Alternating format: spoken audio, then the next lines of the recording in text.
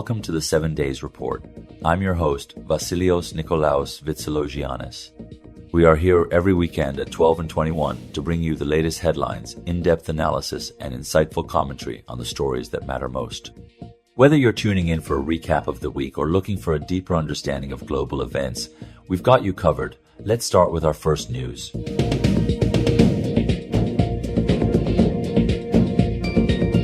European Council President Antonio Costa announced that leaders from all 27 EU nations will gather for an extraordinary summit later this week in Brussels. The urgent in-person meeting responds to U.S. President Donald Trump's intensifying campaign to purchase Greenland, an autonomous Danish territory rich in Arctic resources and strategic value. Trump escalated tensions by declaring new tariffs on key European allies. Denmark, Sweden, France, the UK, the Netherlands, and Finland starting at 10% on February 1, potentially rising to 25% by June 1.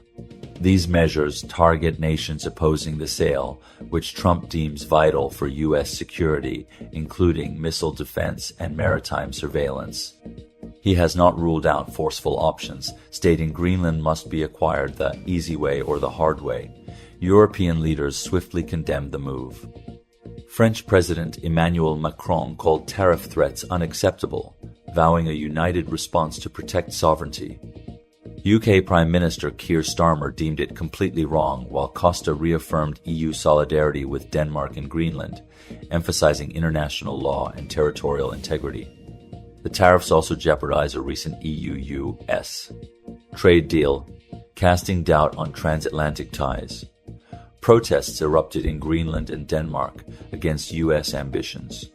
Meanwhile, Danish Defense Minister Troels Lund Poulsen and Greenlandic Foreign Minister Vivian Motzfeldt head to NATO headquarters Monday for talks with Secretary General Mark Rutte. EU ambassadors met urgently on Sunday, signaling coordinated defiance against coercion. The summit aims to strategize on trade retaliation, NATO implications, and dialogue channels. With Trump's inauguration last month, this clash tests post-2024 alliances, highlighting Arctic geopolitics stakes.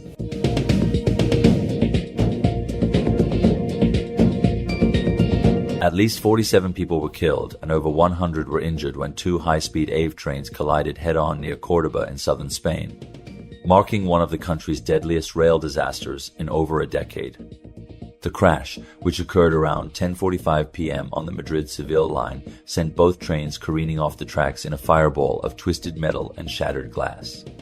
Emergency services rushed to the scene amid chaos, with rescuers using hydraulic cutters to free trapped passengers from blood-smeared cars.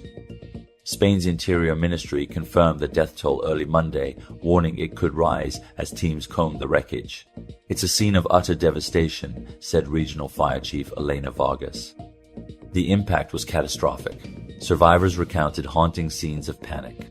"I heard cries everywhere, people screaming for help amid the smoke," said one passenger, 34 years old, who escaped with fractures.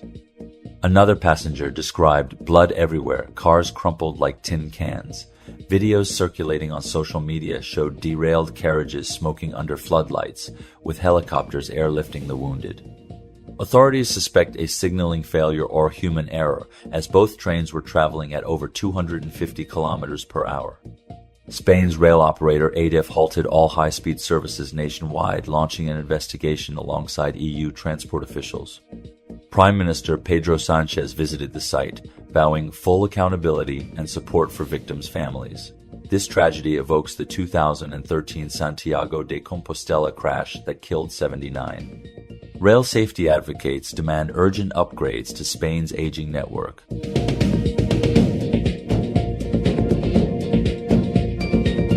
In a bold move to reset strained ties, UK Prime Minister Keir Starmer will spearhead the revival of the Golden Era business dialogue with China during his upcoming visit to Beijing next month. Sources close to Downing Street have confirmed exclusively to this outlet. The initiative harks back to the optimistic 2015 phrase coined under David Cameron, symbolizing a deepened economic partnership before Brexit, Hong Kong tensions, and security concerns chilled relations. Starmer's trip, his first to China as PM, aims to unlock £50 billion in potential trade deals amid Britain's post-Brexit growth push. Both sides recognize the mutual benefits of pragmatic engagement, a senior UK official said. Agenda items include green energy collaboration, critical minerals, supply chains, and easing restrictions on British exports such as luxury goods and fintech services. China, grappling with its own economic slowdown, views the UK as a gateway to Europe. Critics, including Tory MPs and human rights groups, warn of naivety. Reviving the golden era risks overlooking Uyghur abuses in Taiwan. Threats, said Shadow Foreign Secretary Kemi Badenoch. Starmer, balancing Labour's pro-business stance with national security, has pledged robust safeguards. The dialogue could culminate in a bilateral investment pact, signaling London's pivot from US-centric trade wars. As global tensions simmer, this thaw underscores Britain's quest for strategic autonomy. Details remain under wraps, but insiders predict a new chapter in UK-China relations.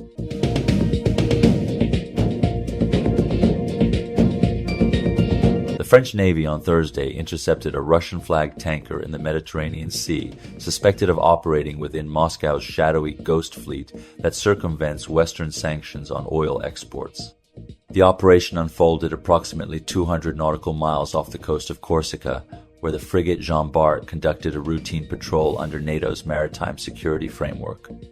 Acting on intelligence from European allies, French forces boarded the 15-year-old vessel NS Century, carrying an estimated 500,000 barrels of crude oil destined for an undisclosed Asian port. Authorities alleged the tanker had disabled its automatic identification system, AIS, transponder, a common tactic used by shadow fleet operators to evade tracking, and was using falsified documents to mask its Russian origins. This interception disrupts Russia's sanction evasion network and upholds international law, stated Rear Admiral Claire Vignon, spokesperson for the French Navy. No resistance was reported, and the crew of 22, primarily Russian and Indian nationals, was detained for questioning. The ship is being towed to the port of Toulon for further inspection. The Shadow Fleet, comprising aging, often uninsured tankers, has enabled Russia to sustain oil revenues exceeding $100 billion annually since the 2022 Ukraine invasion, despite a G7 price cap of $60 per barrel.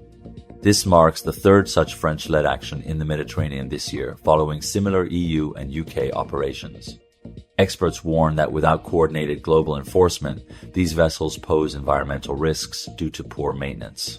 The incident underscores escalating naval tensions in international waters.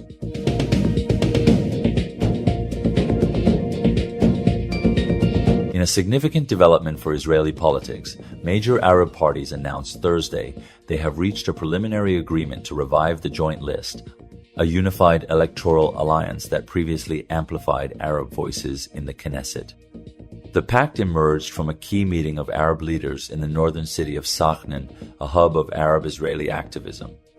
The involved parties, the United Arab List, RAM, the Hadash, Ta'al Alliance, and Balad, National Democratic Assembly, signed a commitment document outlining steps to form a single slate for the next Knesset elections. Expected amid ongoing political flux, this move aims to consolidate the fragmented Arab vote, which has hovered around 10-12% of Israel's electorate. The Joint List, first formed in 2015, peaked at 15 seats in 2020, but splintered in 2021 over ideological rifts, notably Ram's coalition flirtation with a right-wing government under Naftali Bennett. Unity is our strength against marginalization, said Ayman Odeh, Hadash Ta'al leader, at the Sachin press conference. RAM chair Mansour Abbas echoed the sentiment, stressing shared goals on housing, education, and violence plaguing Arab communities. Analysts see this as a counter to rising far-right influence and Netanyahu's potential comeback. However, challenges remain. Balad's hardline anti-Zionist stance has historically clashed with Ram's pragmatism. If realized, the list could secure 8 to 10 seats, reshaping opposition dynamics.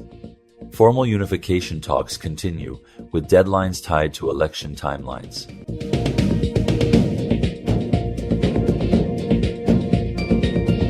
Ukrainian, US, and Russian negotiators convened in Abu Dhabi, UAE, on the 23rd of January 2026, for the first trilateral meeting since Russia's full-scale invasion of Ukraine nearly 4 years ago.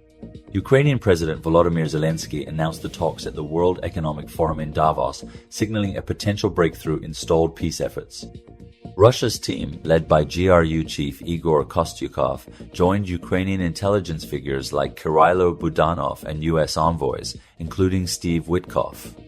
Discussions focus on security matters and territorial disputes, with both sides insisting no deal is possible without resolving control over occupied regions.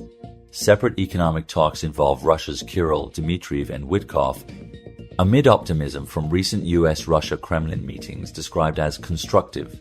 The UAE hosted sessions build on prior bilateral U.S.-Ukraine and U.S.-Russia engagements in the region, including Army Secretary Dan Driscoll's November 2025 talks. Zelensky emphasized assessing outcomes to guide next steps, while the Kremlin confirmed participation via advisor Yuri Ushakov. China expressed support for the unprecedented forum. These talks test diplomatic momentum under President Donald Trump, who met Zelensky in Davos. Success could pave the way for broader negotiations as the war's 4th anniversary approaches, though territorial sticking points remain formidable. Observers note the rarity of direct three-way dialogue since February 2022.